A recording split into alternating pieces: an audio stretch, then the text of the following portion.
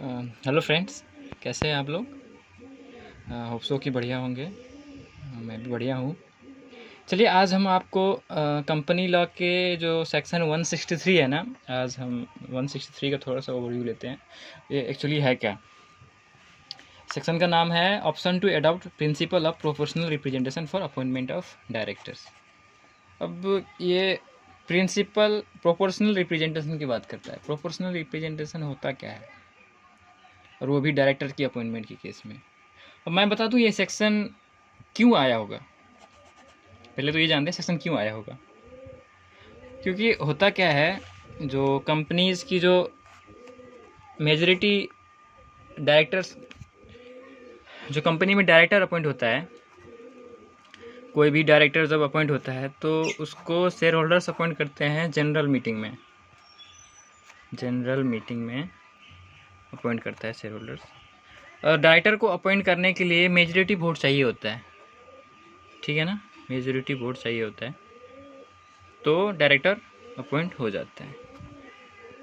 अब मैं कहूँ, सपोज एक कंपनी है, मैं कहता हूँ चलो रिलायंस इंडस्ट्रीज़ की बात कर लेते हैं। रिलायंस इंडस्ट्रीज़ लिमिटेड, जिसमें मैं कहूँ शेयर होल्डर्स है, मैं कहता हूँ 100 शेयर होल्डर्स मानते हैं। थोड़ा सा एग्जांपल लेते हैं, 100 शेयर होल्डर्स मानते हैं। 1 2 3 4 5 6 7 8 9 10। चलिए, मैं शेयर होल्डर्स, ये शेयर होल्डर्स है, आप मान लीजिए इसको।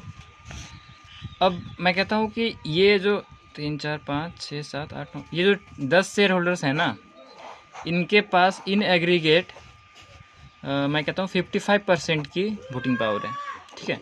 और जो ये रिमेनिंग 20 आउट ऑफ 20 30 जो भी 90 शेयर होल्डर्स है, ये जो 90 शेयर होल्डर्स है, इनके पास सिर्फ 45% वोटिंग पावर है, ठीक है।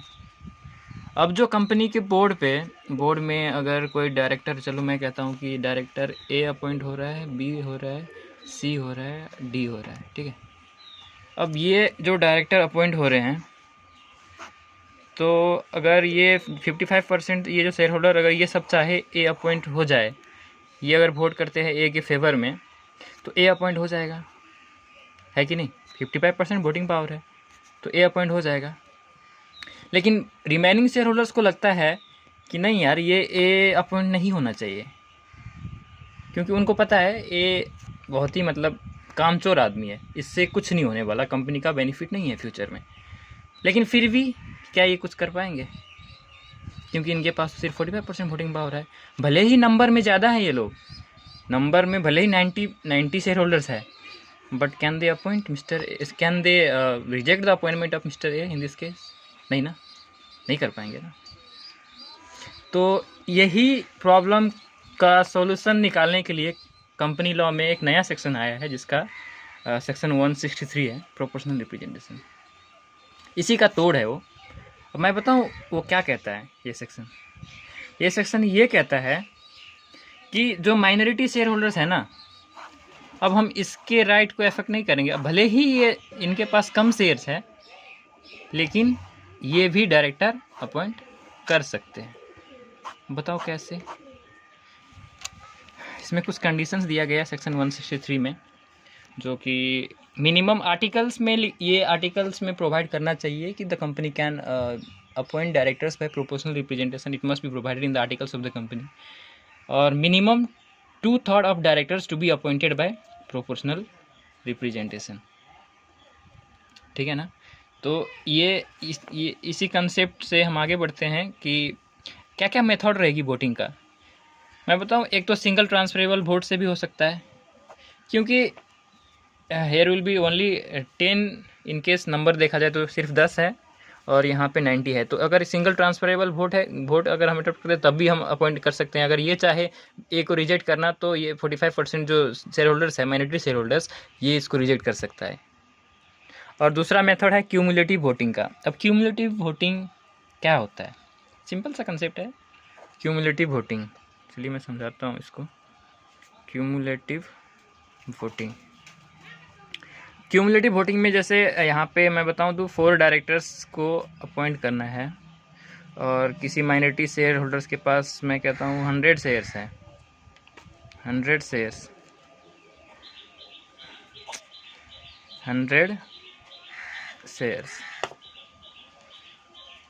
तो नॉर्मली 100 शेयर्स जिसके पास है उसके तो 100 ही वोट रहेंगे, लेकिन क्यूमुलेटिव वोटिंग के केस में क्या होगा कि 100 पर ईच वैकेंसी, मतलब ये जो शेयर होल्डर है ना, ये 400 वोट्स अप्लाई कर सकता है यहाँ पे, क्योंकि 100 फॉर ईच मतलब क्यूमुलेटिव वोटिंग कर सकता है, मतलब he can vote 400 votes to a single director. अगर ये चाहे तो 400 वोट कर सकते हैं सिंगल डायरेक्टर को, ठीक है। तो यही कंसेप्ट है प्रोपोर्शनल रिप्रेजेंटेशन का, और इससे हम रिलेट कर सकते हैं ऑपरेशन एंड मिसमैनेजमेंट चैप्टर के साथ भी, जहाँ पे भी ये कंसेप्ट है माइनॉरिटी शेयर होल्डर्स का। और रिमेनिंग ये जो अपॉइंटमेंट प्रोपोर्शनल रिप्रेजेंटेशन से जो भी डायरेक्टर अपॉइंट हुआ होगा उसकी जो वैलिडिटी है वो 3 साल तक की रहेगी, मतलब 3 साल के बाद फिर से आप अपॉइंट कर सकते हैं through the means of proportional representation. Besides government has given certain exemptions to a government company जिसका 100% paid up share capital central government या स्टेट गवर्नमेंट या कोई भी one or more state governments ने हेल्ड किया हो, और वो सेंट्रल गवर्नमेंट की जो भी सब्सिडी रहेगी उसको एग्जाम्पशन दिया गया है कि it section will not apply to that government company. और जो नोट में है कि no default must be made, ये तो हाँ हम कंपनी लॉ जब भी पढ़ते हैं 149 से लेके आगे जितने भी सेक्शन देखते हैं तो उसमें हमें ये तो देखना ही होता है कि वो डिफ़ॉल्ट नहीं क्यों होना चाहिए 137 सेक्शन में और सेक्शन 92 जो कि एनुअल रिटर्न का है। Okay, thank you so much.